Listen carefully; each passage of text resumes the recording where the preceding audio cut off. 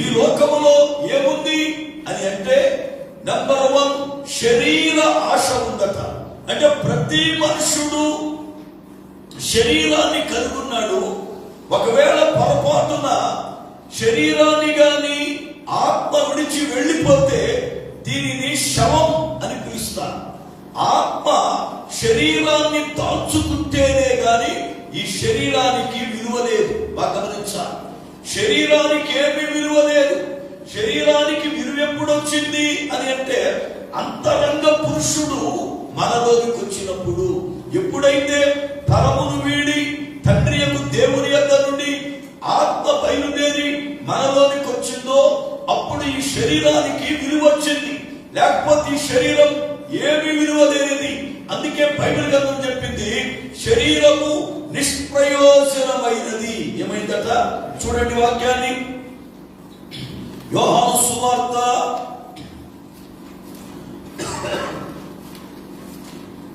6వ అధ్యాయము 63వ వచనం. ఆత్మయే జీవింపచేయుచున్నది, శరీరము కేవలం నిష్ప్రయోజనమైనది. నేను మీతో చెప్పియున్న మాటలు ఆత్మయు జీవమునై ఉన్నవి. జాగ్రత్తగా గమనించాలి. ఆత్మ లేకపోతే శరీరానికి విలువ లేదు. ఇది శవం, ఇది కట్టే, ఇది చివరికి మన్నులో కలిసిపోతుంది.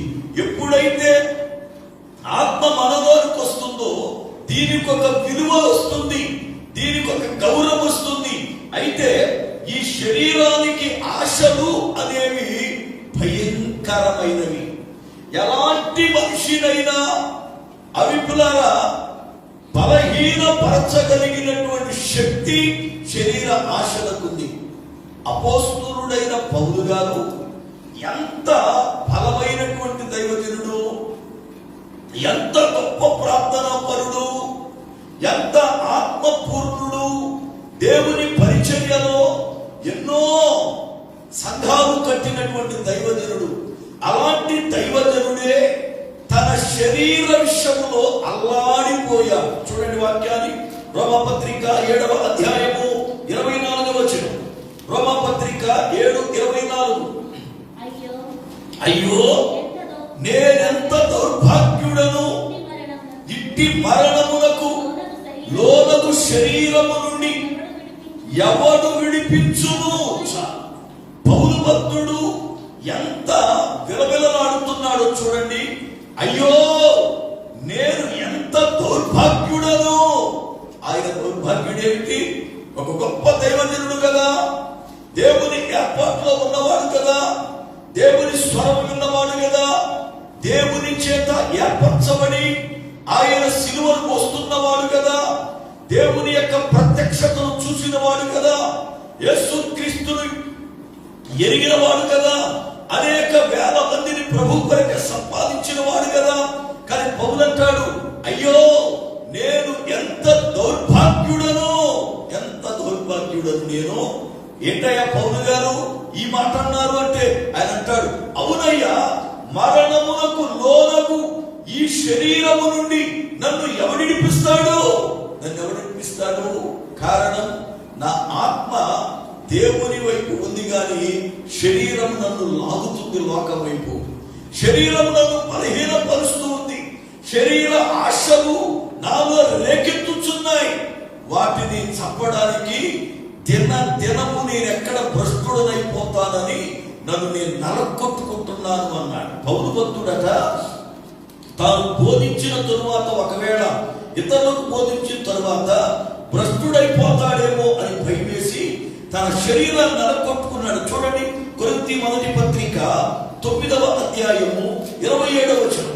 కొరింథీ మొదటి పత్రిక 9:27.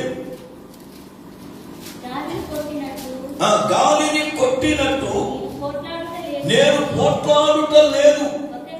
ఒకవేళ చూడండి ఇతరులకు ప్రకటించిన తరువాత నేను భ్రష్టుడనై పోదునేమో అని నా శరీరమును నలగగొట్టు లోపరుచుకొనుచున్నాను చాలు. పౌలు గారు అంటాడు, నేను గాలిని కొట్టినట్టు మాట్లాడటం లేదయ్యా, ఉన్న వాస్తవాన్ని మాట్లాడుతున్నా. ఇతరులకు బోధించిన తరువాత నేను భ్రష్టుడనైపోదునేమో. నిజంగా ఆలోచించండి. ఈ రోజున ఇతరులకు బోధించిన తరువాత ఎంత బోధిస్తున్నారు కదా, నేను భ్రష్టుడైపోతానేమో అని ఎప్పుడైనా అనుకున్నామా? మీరు అనుకుంటారు ఏమంటే, ఇతరులకు మేమెందుకు బోధిస్తాం, పాస్టర్ గారి కదా బోధించేది అనుకుంటారు. ఒక మాట చెబుతా, మిమ్మల్ని పాట పాడండి అంటున్నాం. పాట పాడండి అన్నప్పుడు కోయిల బిడ్డలు పాటలు పాడుతున్నారు. వారానికి 2 లేదా 3 చక్కగా నేర్చుకుని పాటలు పాడుతున్నారు. ఇప్పుడు పాటల్లో సువార్త ఉందిగా, పాటల్లో సువార్త ఉందా లేదా? ఇప్పుడు ఉదాహరణకి, హృదయమనెడే తలుపు నొద్ద యేసు నాథుడు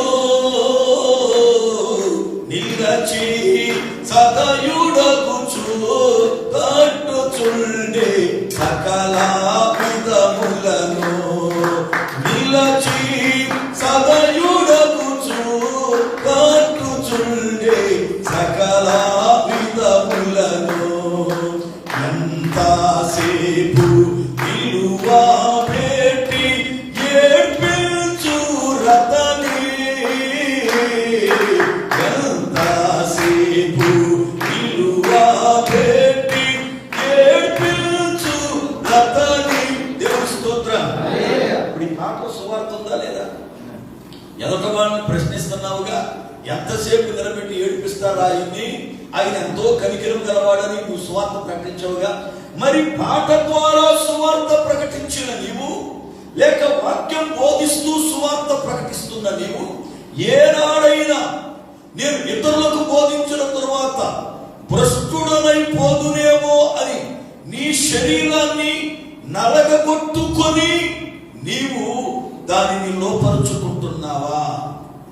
శరీరం నలగొట్టమంటే దెయ్యాలు పట్టినోడు గెరాసీనుల సమాధిలో ఉండి రాళ్లు పెట్టి కొట్టుకున్నట్టు కాదు.